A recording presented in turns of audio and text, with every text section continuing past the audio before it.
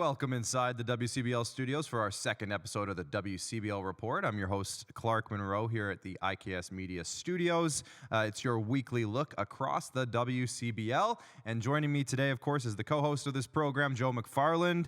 Joe, it was a great week of ball and a really cool event over the weekend in Oyen, Alberta for the Rural Roots Classic. You were at the event. Can you break down your experience there?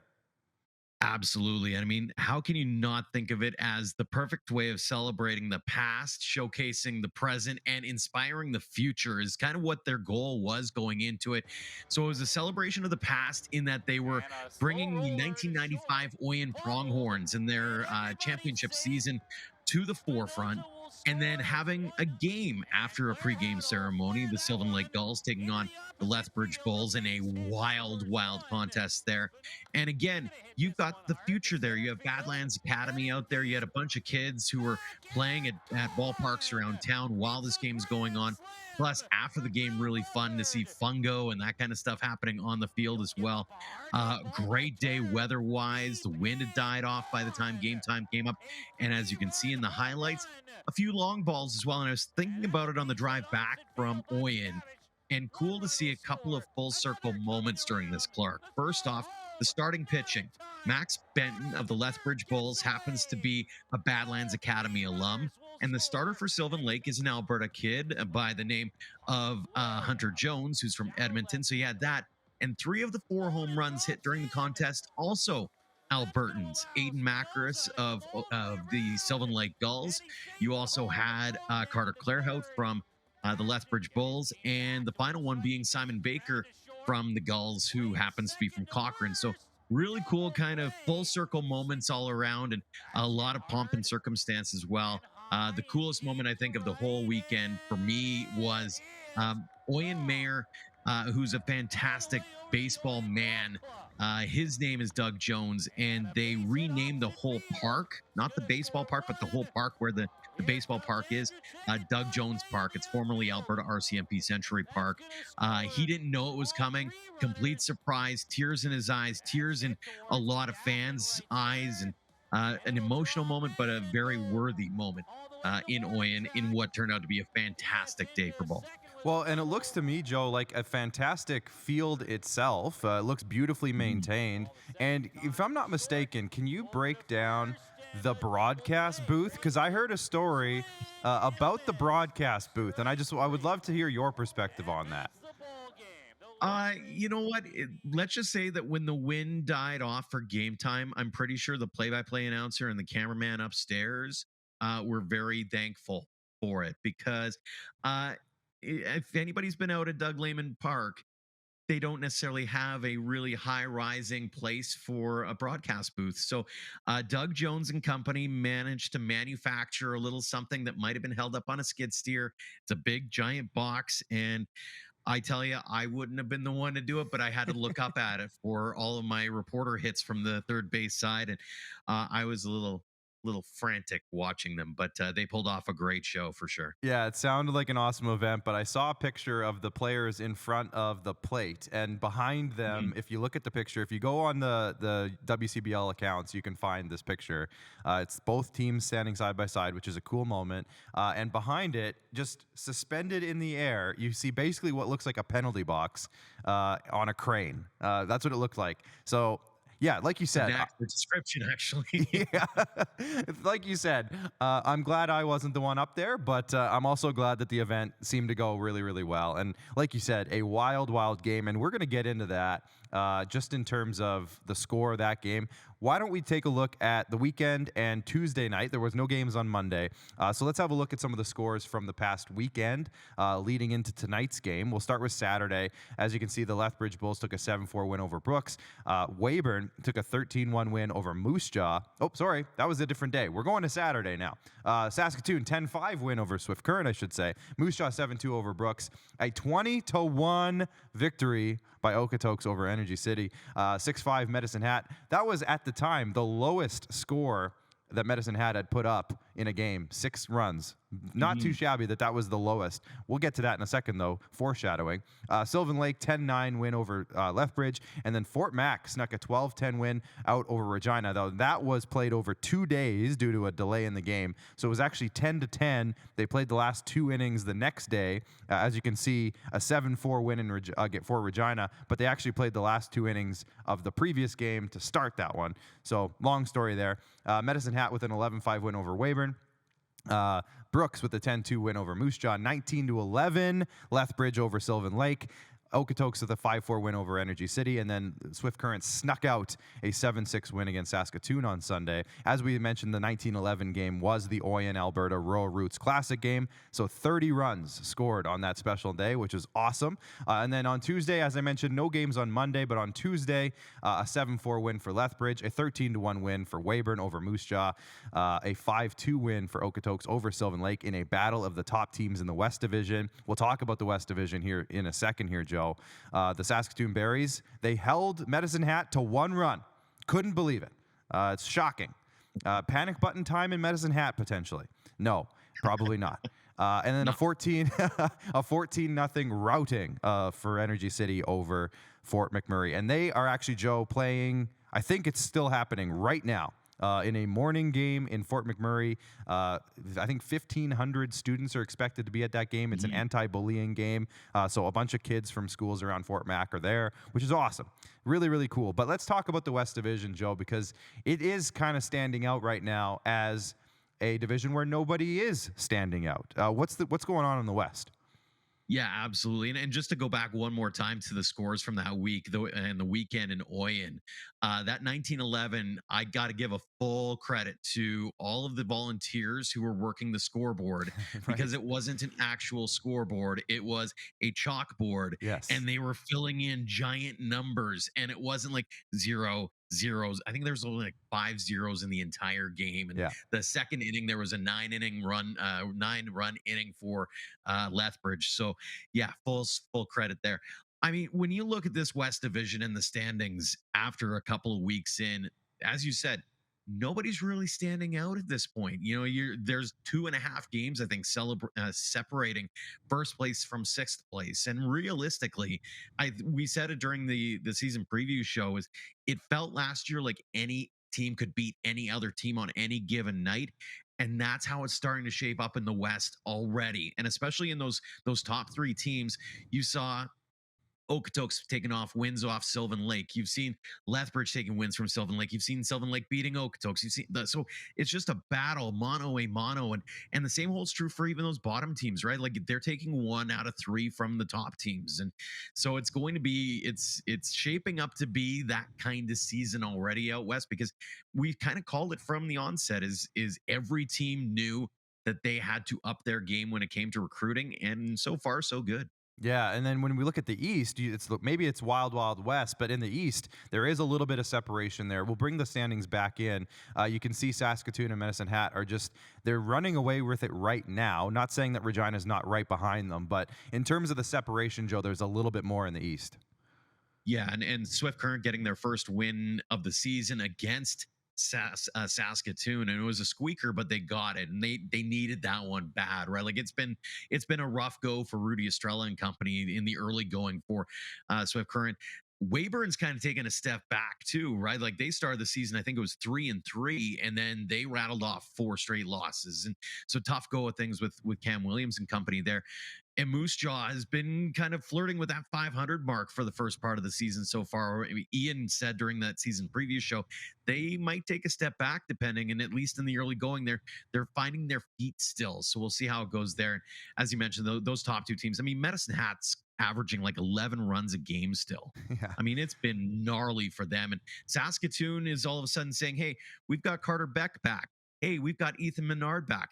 We're just going to go on a run ourselves. It's fine." So, at least in the early going, it's starting to trend like you've got a couple of teams who are looking to run away with things. And Regina just got back their guys from LSU Shreveport, including Jackson Searing, who made a couple of phenomenal grabs over the course of the last weekend. So, don't count Regina out by any stretch. I mean, it is 2 weeks into what is it, a 12 or 13 week season. So a lot of ball still to be played. Yeah, definitely. You know you're having a good season for Medicine Hat specifically when you score 6 runs and your average goes down drastically.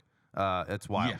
wild. It's really, really wild. Speaking of that, though, there has been some just ridiculous scores. Like we were talking just before we started recording here, Joe, that it kind of feels like football scores almost. Let's Mhm. just show some. These are just random games that we've kind of picked and choosed. Most of them include Medicine Hat, but Yeah, weird. 13 to 10, 19 to 6, 17 7, 14 10, 22 to 4, 15 to 6. We have a couple other ones as well. 20 to 1. We just talked about the Okotoks routing of Energy City the other day, and then 19-11, 30 runs scored in that Oyen game. Offense is reigning supreme right now, Joe. It just seems like it's regardless of who's playing. When you look at the box scores after any given night, there's a double digit somewhere in there. Mhm. And it's not just the pitch. Like it's not that the pitching's weak by any stretch of imagination. Like I'll use the example of the Oyen game just because I was there. Is it was easy for an inning to fall apart. Like that 9 inning run or 9 run inning was the benefactor of a bunch of walks. Right. And if a ump has a smaller strike zone, I'm not saying that it was a smaller strike zone, but if it so happens to be the case there, or pitcher or the batters are just being a little bit more hesitant. I mean, you're a walks guy. I've seen the box scores. You can be patient, and if a guy's struggling, you're just going to sit there with your bat on your shoulder, right? The other thing I've noticed is there's been a few errors that might be leading to a couple of extended innings.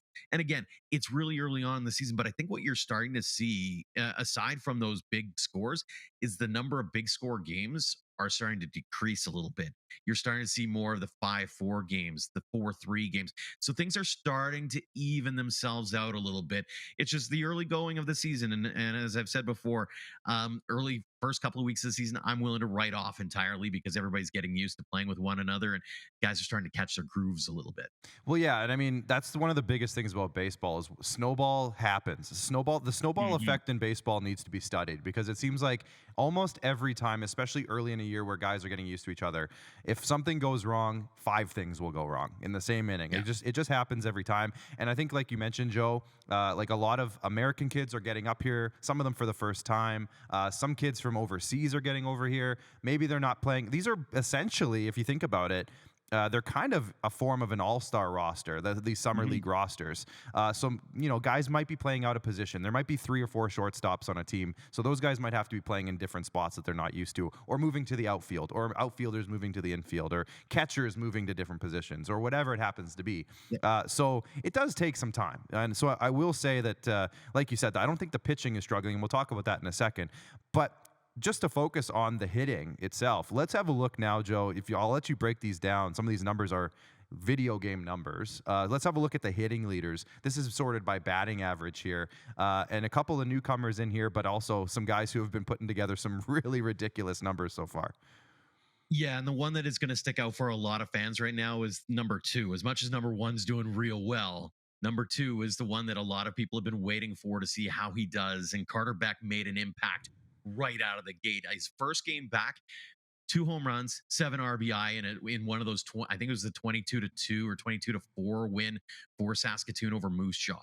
So Carter Beck is back clearly, and you don't. The cool thing is it's not like when you look down this list, like it's one team that's dominating the batting average, right? Every team seems to have a guy or two who is flirting with or over 400, or in some cases, still flirting with 500 after 2 weeks of the regular season. And so it's been everybody's got a dude who's raking right now, which is cool to see. And again, adds to that element of it being very on par. Everybody's kind of still playing at that 0-0 mark kind of thing.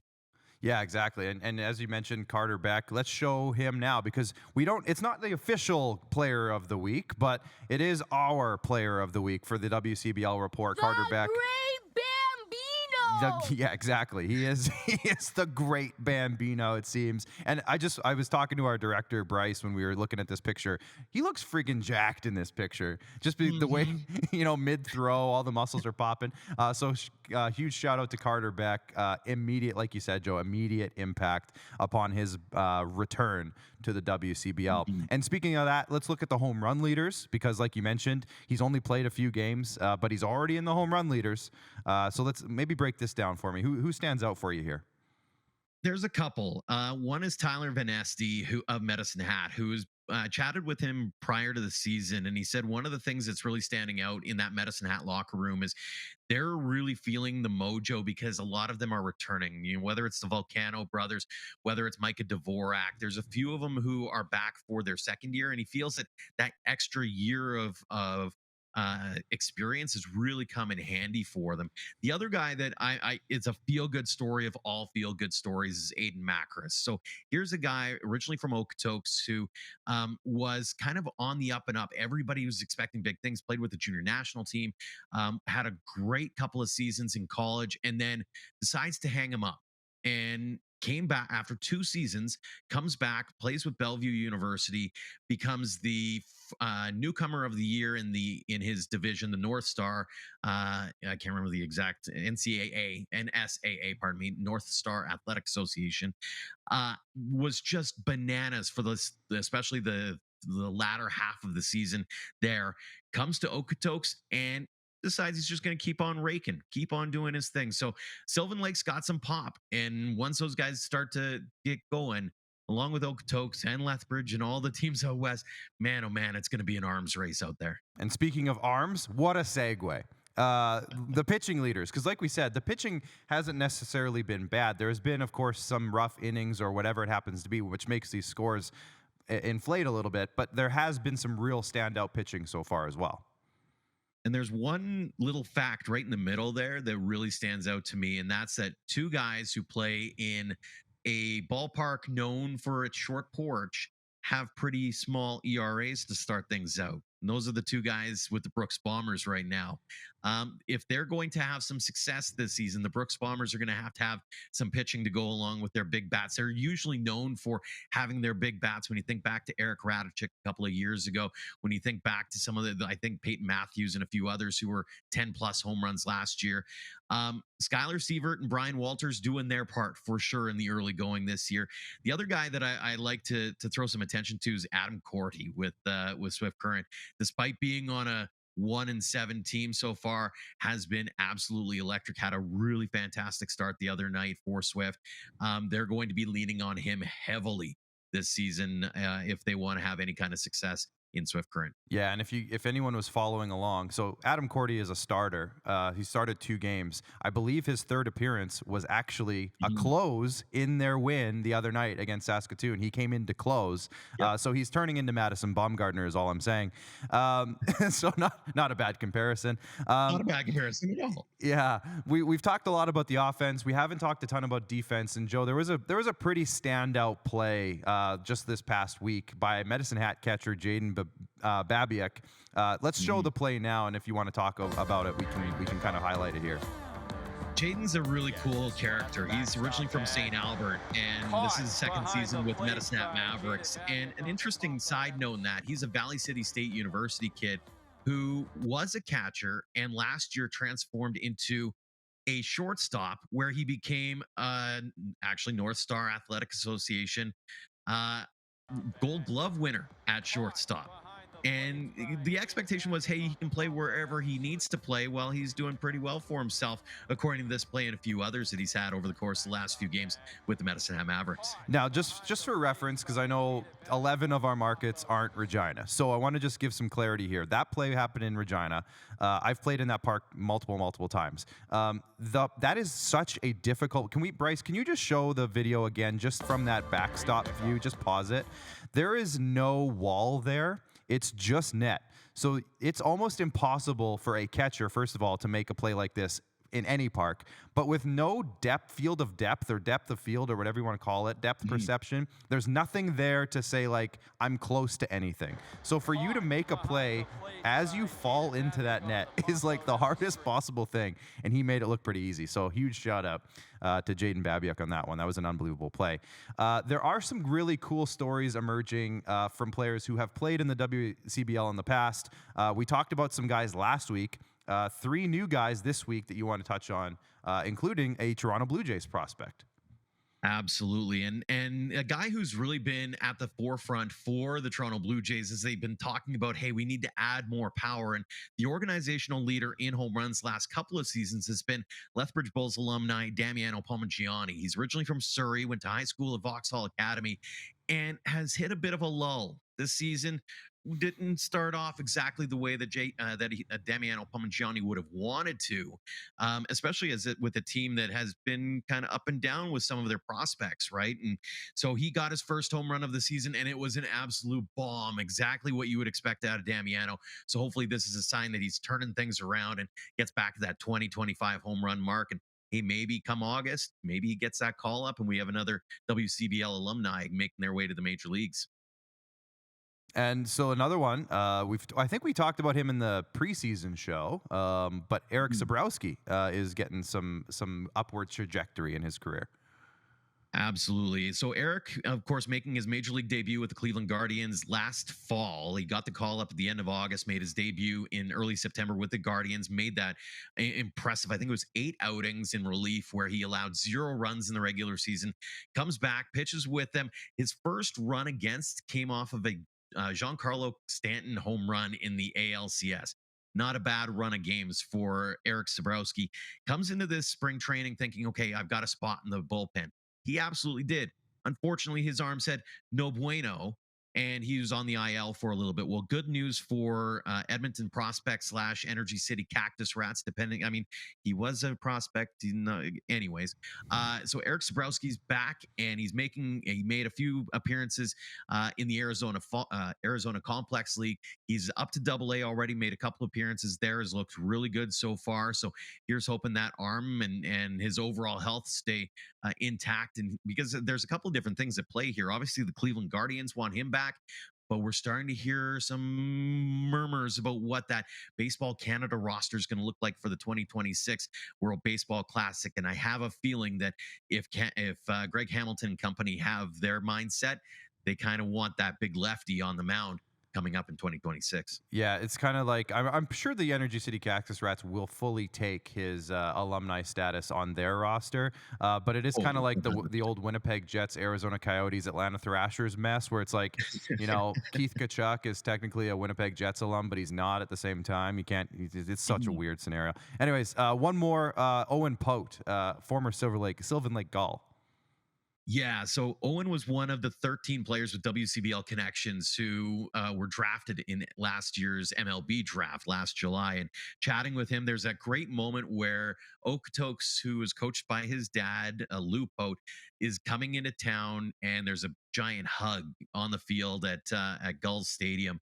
And when I was talking to Owen afterwards, he said, I'm not signing right away. I'm going to, weigh my options. I want to take a year of college. He went down to Barton Community College, did that. So he hadn't signed yet. And he had been drafted by Cincinnati, and everybody's kind of wondering, okay, what's going to happen here because we're getting close. And I think the deadline was pretty close.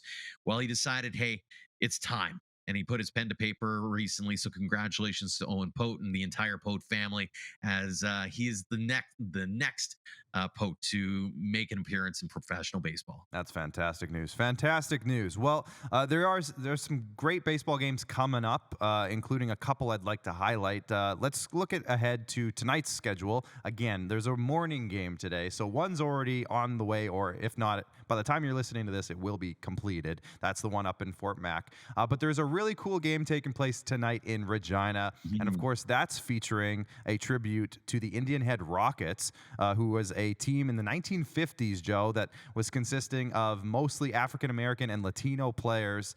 So it's super cool. They have 2 actual members of that team in attendance tonight. They're gonna highlight them and feature them. So it's a really, really cool tribute game in Regina. Great idea by the staff over at the Regina Red Sox. On top of that, the Sylvan Lake Gulls are hosting the Lethbridge Bulls.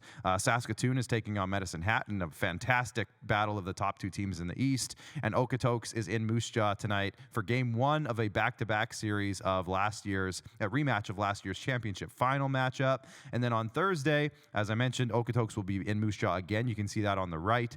Saskatoon is going to be taking on Brooks. Regina will be in Weyburn taking on the Beavers. Medicine Hat in Swift Current. Sylvan Lake's going to be taking on Energy City. Energy City's the home team. It's in Sylvan Lake. Get used to it. It's going to be like happening like that for a while.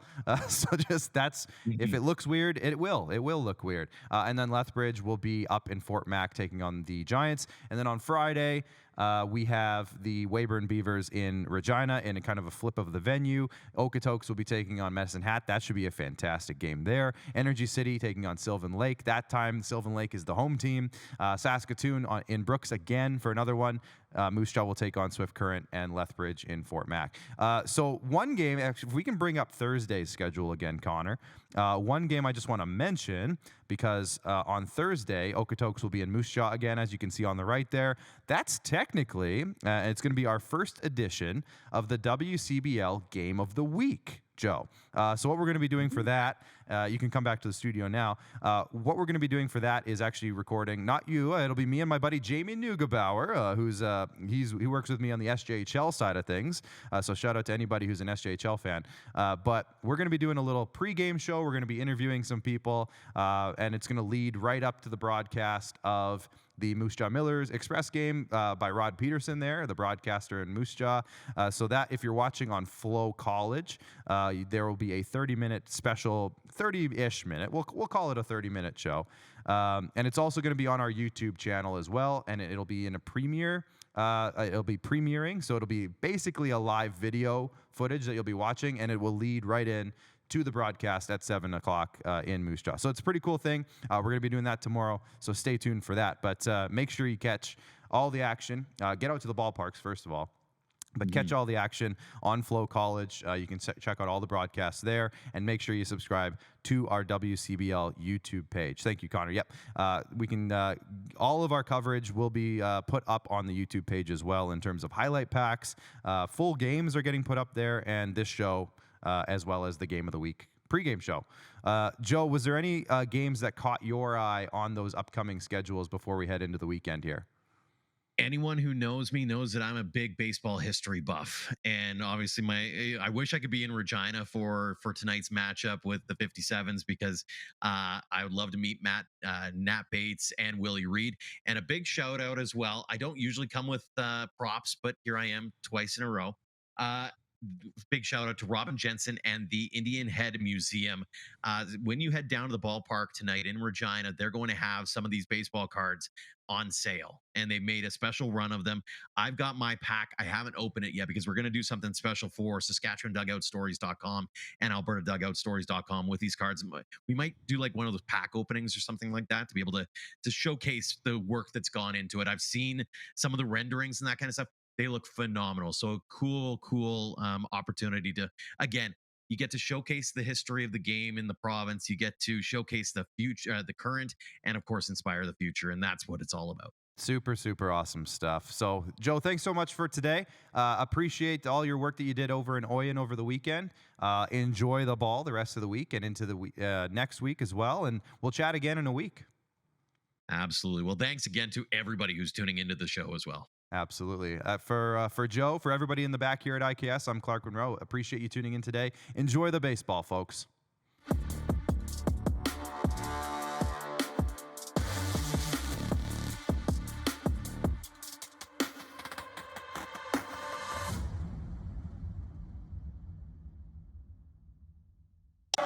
Just a bit outside. He tried the corner and missed.